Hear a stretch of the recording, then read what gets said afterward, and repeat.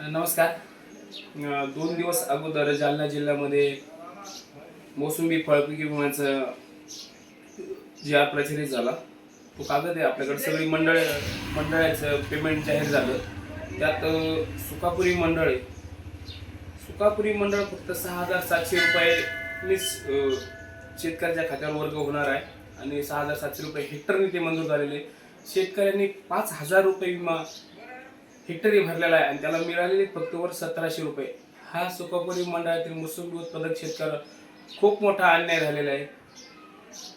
अनेक मंडळं अशी आहेत की ते 33,500 ने बसलेले आहेत आणि अनेक मंडळ 20,000 ने सुद्धा बसलेले आहेत.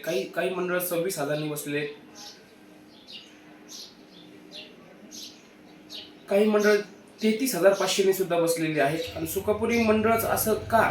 त्याच्यात अजून 2-3 टेंभुर्णीसारखं एक मंडळ झालं, अजून 2 मंडळ आहेत. हे फक्त 6,700 नेच का? तर इथं विमा कंपनीने कोणासोबत साठवलोट केलंय का? नेमकं याच्यात कोणाचा हात आहे? आता सुकापुरी मंडळामध्ये जवळपास माझे 1,000-2,000 मोसंबी उत्पादक शेतकरी आहेत. एवढ्या मोठ्या शेतकऱ्याला फक्त त्यांनी 5,000 भरले, तुम्ही 1,700 रुपये जर शिल्लक देत असाल तर हा खूप मोठा अन्याय आहे. माझी सुकापुरी मंडळातील शेतकऱ्यांना विनंती आहे की बाबा, मोसंबी उत्पादक शेतकऱ्यांना तुम्ही याचा विमा कंपनीला सुद्धा जाब विचारला पाहिजे. तुम्ही कृषी ऑफिसला जाऊन सुद्धा जाब विचारलाच पाहिजे.